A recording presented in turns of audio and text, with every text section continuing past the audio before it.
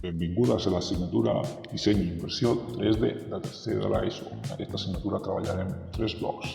El disseny en programes drag and play, com l'SketchUp. Aquí veiem una peça d'escacs dissenyada que després es pot imprimir en 3D, moltíssimes coses més. Després BlocksCAD, que és un programa de disseny més paramètric, que ens permet programar formes, sumar, restes, moltíssimes coses. Aquí un petit robot molt senzillet, fet en 2 o 3 minuts.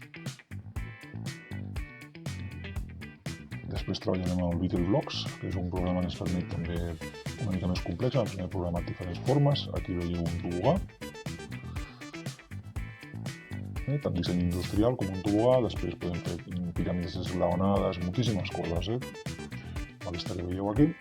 I després podem fer dissenys més biològics, com aquesta conquilla de cargol, aquesta closca de cargol, programada. Aquest és el Beetleblocks perquè l'Escarlat va dissenyant, veieu la closca com es fa, i aquí la veieu en 3D per totes parts.